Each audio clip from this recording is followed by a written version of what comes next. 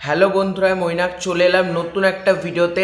আজকে এই ভিডিওতে আমরা মেগাস্টার শাকিব খান ও রায়হান রাফির আপকামিং ছবি তাণ্ডব নিয়ে আলোচনা করব। তাণ্ডবের নায়িকা নিয়ে, হ্যাঁ আবার নায়িকা নিয়ে বলা যেতে পারে, কারণ নায়িকা নিয়ে নানান সময় নানান তথ্য উঠে আসছে আমাদের সামনে।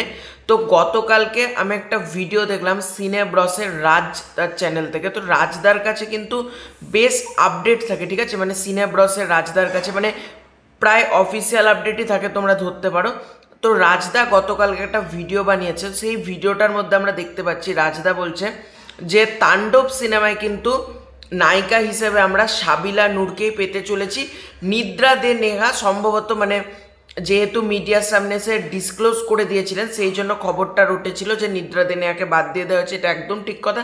কিন্তু সাবিলা নূরের নামটা যেহেতু পাওয়া যাচ্ছে, কিন্তু সাবিলা নূরের নামটা মেকার্সরা লুকিয়ে রাখতে চাইছে। পরবর্তীকালে একটা বড় অ্যানাউন্সমেন্ট করে এই নামটা রিভিল করা হবে, এই জন্যই এখনো পর্যন্ত মেকার্সরা বলছে সাবিলা নূর এই ফিল্মে অন্তর্গত না, এই ফিল্ম থেকে বেরিয়ে গেছে। এরকম নানান তথ্য কিন্তু আমাদের সামনে ঘুরে বেড়াচ্ছে, কিন্তু আলটিমেটলি সেটা কিন্তু সত্যি না।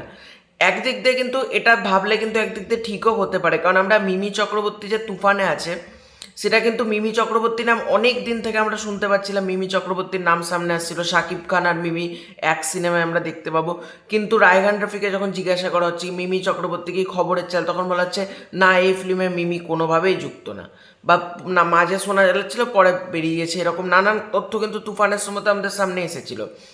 সুতরাং এখানেও কিন্তু আমরা দেখতে পাচ্ছি যে এই জিনিসটা কিন্তু করা হচ্ছে, মানে সাবিলা নূর যে আছে এটা কিন্তু মেকার্সরা কেউ এখনো পর্যন্ত ডিসক্লোজ করতে চাইছে না। এটা একটা সারপ্রাইজ বলা যেতে পারে, এই জন্যে সাবিলা নূরের নামটা লুকিয়ে রাখা হয়েছে।